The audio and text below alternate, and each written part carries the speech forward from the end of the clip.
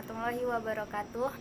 Perkenalkan, nama saya Nur Afifah Sinambela dari D32B jurusan Kebidanan Poltekkes Kemenkes RI Medan. Di sini saya akan menjelaskan tentang prolaps uteri atau turunnya peranakan. Tapi sebelumnya, jangan lupa like, comment, share, and subscribe. Nah, sekarang kita akan membahas tentang prolaps uteri atau turun peranakan.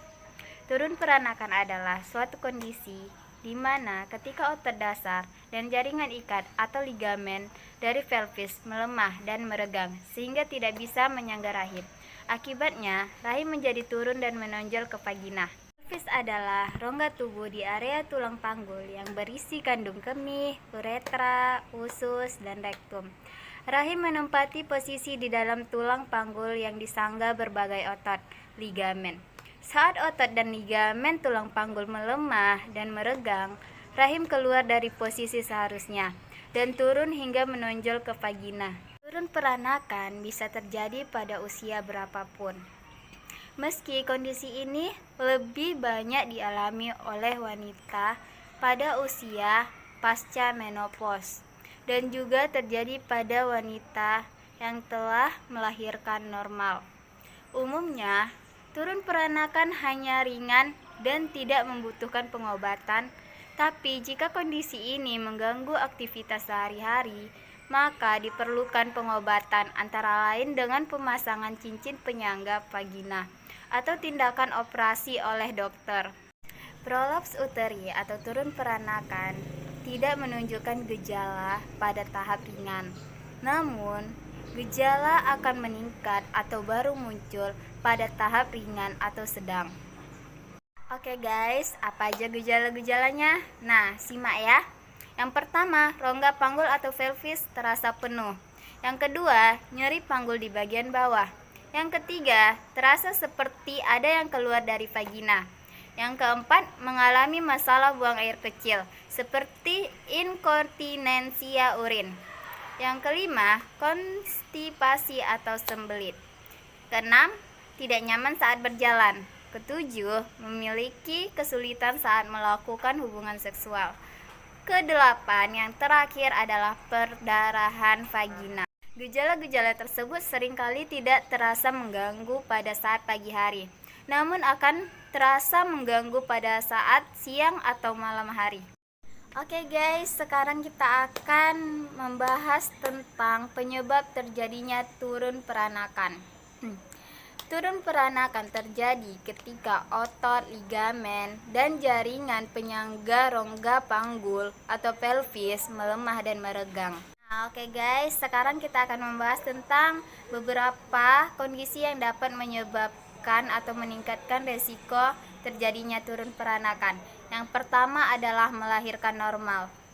Nah, nggak disangka-sangka kan melahirkan normal akan mengakibatkan terjadinya turun peranakan. Jadi mulai dari sekarang, tolong memperbaiki sikap kepada ibu kalian.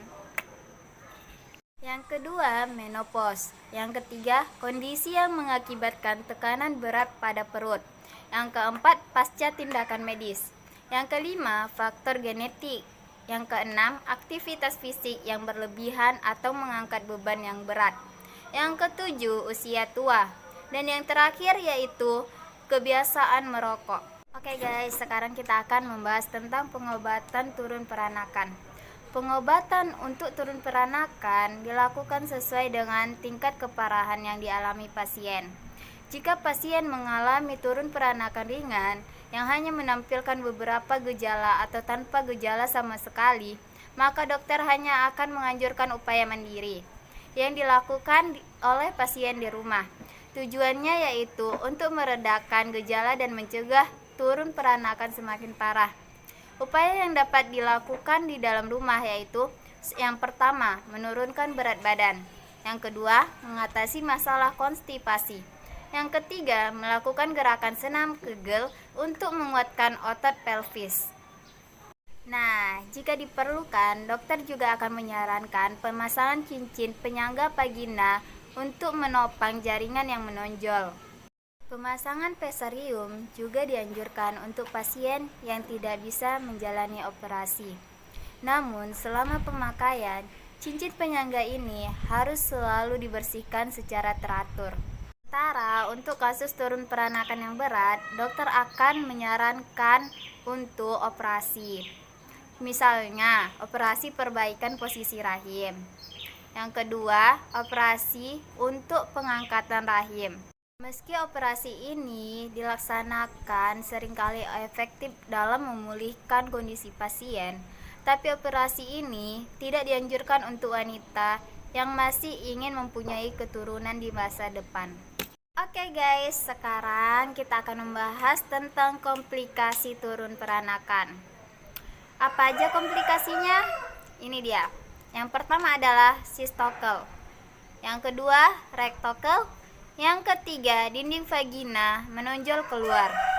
Nah, sekarang kita akan membahas tentang pencegahan turun peranakan. Oke guys, ini adalah beberapa hal yang dapat kita lakukan untuk mencegah terjadinya turun peranakan. Yang pertama adalah berolahraga secara teratur, termasuk melakukan gerakan senam Kegel, terutama setelah melahirkan anak. Yang kedua, menghindari berolahraga atau mengangkat beban yang berlebihan. Yang ketiga, mengatasi sembelit dengan mengkonsumsi cukup serat dan banyak minum air putih. Yang keempat, mengatasi batuk. Yang kelima, dan yang terakhir, mempertahankan berat badan ideal. Oke guys, sekianlah info yang dapat saya sampaikan tentang turun peranakan.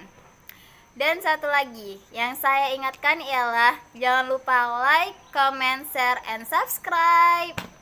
Dadah, assalamualaikum warahmatullahi wabarakatuh. Selamat siang.